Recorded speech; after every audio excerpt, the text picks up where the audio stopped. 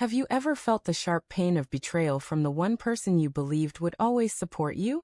That's exactly what happened to me during a family dinner that began with warmth and familiarity, but unraveled into a moment of profound hurt. It wasn't a fleeting moment of embarrassment. It was the kind of experience that twists your insides, quickens your heartbeat, and leaves you stunned by the sting of someone you love tearing you down. Yet, in an unexpected turn, her attempt to wound me backfired, exposing her own flaws. That night, I took control in a way that silenced the entire table, and she never saw it coming. The evening started like any other family gathering, filled with the comforting scent of my mother's cherished roast, a dish that always transformed our home into a haven. My parents had invited my siblings and their partners, and the dining table brimmed with dishes steeped in tradition. I arrived with my wife, expecting to feel the pride of her presence by my side.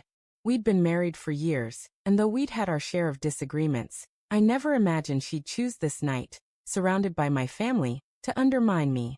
As we took our seats at the table, the first sign of trouble emerged. My wife leaned in and whispered, "Try not to embarrass yourself tonight." I brushed it off as a teasing remark, but the sharpness in her tone left me uneasy.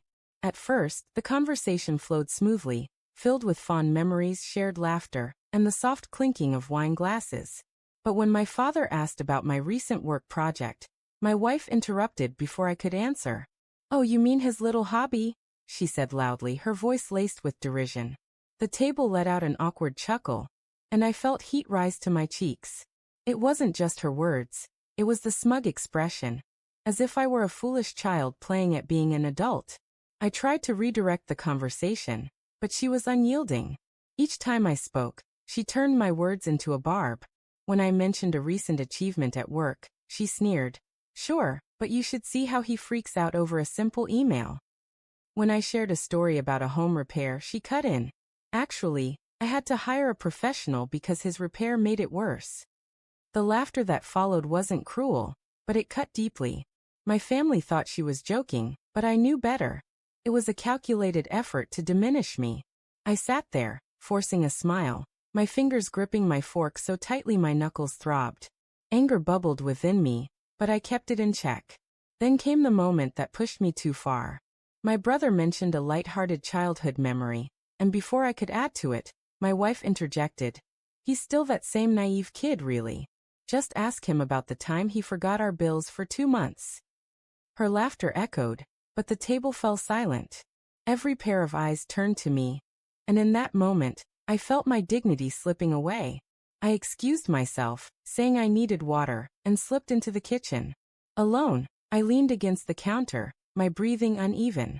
Part of me wanted to storm back and confront her, letting my anger spill out in front of everyone. But a calmer, sharper instinct told me to hold back.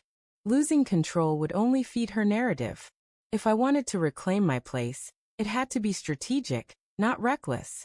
An idea formed, and I returned to the table with a calm smile, letting her think she still held the advantage. For a few more minutes, I allowed her to continue her jabs, her smirks reveling in the spotlight. But as dessert was served, I set my spoon down and cleared my throat. "I'd like to thank my wife tonight," I began, my voice steady as I looked around at my family. Her eyes widened, clearly expecting flattery. "She's made something clear tonight. Every time I try to share a part of myself, she turns it into a joke.